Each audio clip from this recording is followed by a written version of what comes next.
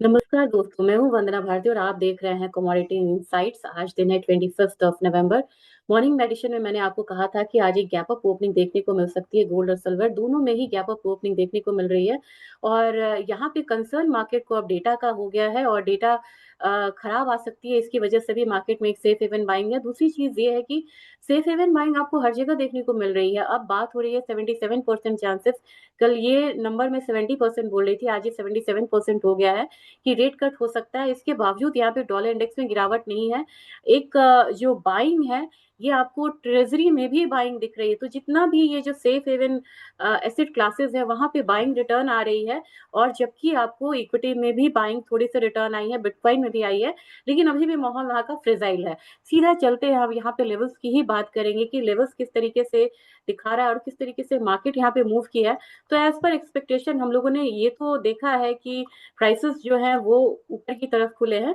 Sustain रहेगा या इसका एक टेक्निकल अब लेवल्स क्या है ये आपके लिए जरूरी है जानना।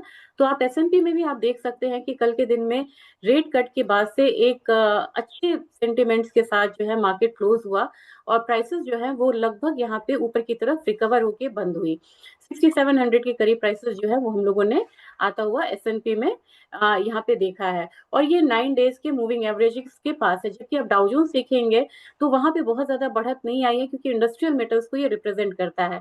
अब चलते हैं यहाँ गोल्ड की तरफ। गोल्ड ने 4150 का लेवल, अब ये लेवल मैंने आपसे कल कहा था कि ये लेवल क्रॉस करता है तब एक बारी बाइंग जो है वो कंटिन्यू यहाँ पे रह सकती है।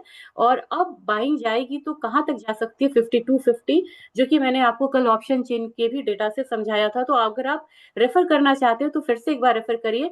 एक चीज मैंने और बताया था कि आरएसआई यहाँ से अब ये अपसाइड ले रहा है। आरएसआई का भी एक सपोर्ट बनता हुआ नजर आ रहा था, बार बार इस लेवल पे सपोर्ट ले रहा था आरएसआई। अब ये यहाँ पे बढ़ता हुआ नजर आ रहा है, कहाँ तक बढ़ सकता है? तो एटलीस्ट यहाँ पे 61-65 के करीब जा सकता है फिलहाल आरएसआई। इस हिसाब से 4250 के का लेवल जो है वो निकल के आ रहा है। जबकि अपना बात करें स्पॉट मार्केट की, तो स्पॉट मार्केट में आप देखेंगे कि फिर से तेजी जो है वो ज्यादा है और ये प्रीमियम पे ट्रेड कर रहा है। 41-49 आपको स्पॉट मार्केट है और ये 43.8 है, यानी कि लगभग $6 का जो एक प्रीमियम है वो आपको स्पॉट प्राइसेस में देखने को मिल रहा है। हमारा बाजार जो है 1,24,000 का जो एक रेजिस्टेंस था उसको फॉलो करते हुए अब एक मतलब ऊपर की तरफ जा रहा है। अब ये बैंड है, ये अपर बैंड की तरफ जा सकता है। अपर बैंड कितना लेवल बता रहा है? ये करीब करीब आपको बता रहा है कि 65 के करीब यहाँ पे अपसाइड जो है वो देखा जा सकता है आरएसआई का। तो अब यहाँ पे एक अपसाइड मूव इसमें भी बनती हुई नजर आ रही है। हमारा बाजार ये वाला लेवल अगर टच करता है, जो कि अभी फिलहाल इसका रेजिस्टेंस है, तो ये 1,28,200 है। इसके बाद ही आप 1,30,000 का लेवल मान सकते हैं। लेकिन 1,28 जो है वो आपको आता हुआ यहाँ पे नजर आ सकता है, जबकि सपोर्ट यहाँ पे 1,23,000 का ही होगा। सिल्वर की बात की जाए, सिल्वर ने ऑलरेडी यहाँ पे हाई लगाया है और 53 जाने की कोशिश ये आराम से करेगा। यहाँ पे आपको $2-3 का अपसाइड देखने को मिल सकता है। 53.75 को ज्यादा आप मान के चल सकते हैं कि वो लेवल अचीवेबल होगा यहाँ। सिल्वर की बात की जाए, सिल्वर ने अभी रिट्रेसमेंट अगर देखा जाए तो 0.78% तक का नीचे से दिखाया है। 1,57,000 से ऊपर ये कमोडिटी ट्रेड हो रही है और लगभग इस जोन में ही है। अब एक अपसाइड आएगा तो ये 1,62 की तरफ जा सकता है और नीचे का जो रेंज रहेगा वो आपको हो सकता है लगभग 1,53,000 का। तो 1,62 से लेके 1,65 की तैयारी यहाँ पे सिल्वर में फिर से है। जबकि ऑयल में देखा जाए तो ऑयल में अभी भी डाउटफुल है कि रशिया और यूक्रेन का पीस डील होगा। इतना आसान नहीं है, मैं बार बार बोलती हूँ। लेकिन सप्लाई साइड स्मूथ है तो बहुत ज्यादा दम नहीं दिखता और फिर से प्राइसेस जो है नीचे की तरफ आ सकता है। ये एक डबल बॉटम की तरह बना था, इसको ही आप अपना मेजर सपोर्ट मान के चलिए। डबल क्या, ये ट्रिपल बॉटम है। अगर आप ध्यान से देखेंगे तो 1, 2 और 3 यहाँ पे लगभग इस लेवल से वापसी हुआ है। तो यही हमारा जोन रहेगा 57.5, जो कि इसका सपोर्ट है, इमीडिएट सपोर्ट है। इसके हिसाब से अपना यहाँ का जो क्रूड है, जो एमसीएक्स क्रूड है, उसका सपोर्ट बन रहा है 50। यही वाला लेवल है 5125 वाला, इससे नीचे नहीं आ सकता। जबकि अपसाइड केप्ड है 5300 तक। बात अब नेचुरल गैस की होगी। नेचुरल गैस ने ऊपर में काफी ज्यादा कंसोलिडेशन करना शुरू करा है।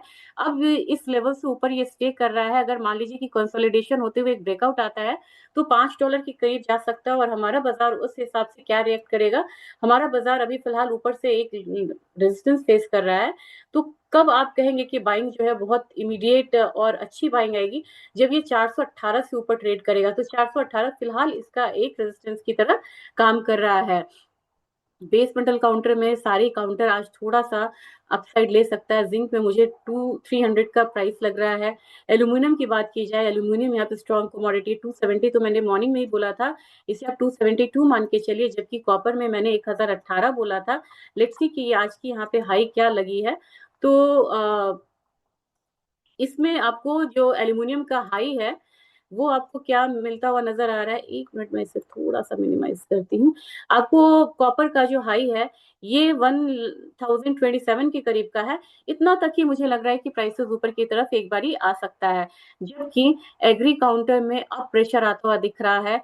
टर्मरिक में एक डाउनसाइड है तो 13,830 का लेवल आता हुआ दिख सकता है आपको। जबकि जीरे में भी एक जो प्रॉफिट बुकिंग है वो आ रही है। तो अभी तक यहाँ पे स्पाइसेस काउंटर स्ट्रॉन्ग था, तो क्या यहाँ से रिवर्सल है? नहीं, यहाँ से रिवर्सल नहीं है, यहाँ से एक प्रॉफिट बुकिंग है।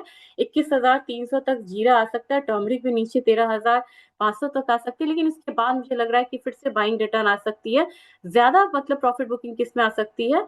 वो आ सकती है कोरिएंडर में, क्योंकि कोरिएंडर में हम लोगों ने देखा है ये ओवरबॉट जोन है, ये आप देख सकते हैं। और यहाँ पे काफी ज्यादा तेजी आई थी, तो 8900 आपको एक बढ़िया लेवल रहेगा जहां फिर से बाइंग की जा सकती है। ग्वारगम एक बार 8200 तक जा सकता है, जबकि ग्वार सीड की बात की जाए तो 4500 का लेवल आता हुआ लग रहा है। कॉटन ऑयल सीड केक में एक रिवर्सल बढ़िया मिलेगा आपको, 3000 तक भी एक रेजिस्टेंस है जहां तक ये कमोडिटी देख सकती है। जबकि कैस्टर में अभी डाउट है, जब तक कि ये लेवल से ऊपर 6900 से ऊपर ना ट्रेड करे तब तक नेक्स्ट लेग ऑफ रैली जो है वो थोड़ा सा डाउटफुल मुझे लग रहा है कि हो सकता है। अब आज के दिन में आपको डेटा का बहुत ज्यादा ध्यान में रखना होगा। और डेटा का जैसे आप ध्यान रखेंगे तो आपको देखना होगा कि डेटा है क्या क्या। कोर रिटेल सेल्स डेटा है, कमजोर होकर आने की उम्मीद है। पीपीआई डेटा है, माइनस में था, यहाँ पे हल्का सुधार की उम्मीद है। डिटेल सेल्स डेटा यहाँ पे थोड़ा वीक होके आएगा। कंज्यूमर कॉन्फिडेंस वीक होके आएगा। ज्यादा डेटा यहाँ पे वीक होके आने की उम्मीद है, जिसकी वजह से आप देख सकते हैं कि सेफ हेवन बाइंग लौट सकती है गोल्ड में। जबकि अगर कल की बात की जाए तो कल यहाँ पे जीडीपी डेटा है, यहाँ तो फोकस भी शो नहीं कर रहा, तो आप समझ सकते हैं कि कितना माहौल अभी यहाँ पे संदेहास्पद है। कि पीसीए का जो है ये भी अनचेंज है, ये भी अनचेंज है। न्यू होम सेल्स कम होम सेल्स पे आ रहे हैं।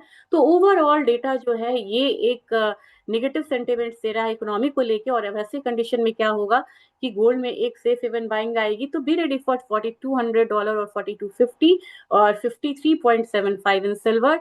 अगर भारतीय बाजार की बात की जाए तो अगेन आपको एक बारी 1,28,000 से 1,30,000 का जोन मिल सकता है गोल्ड में।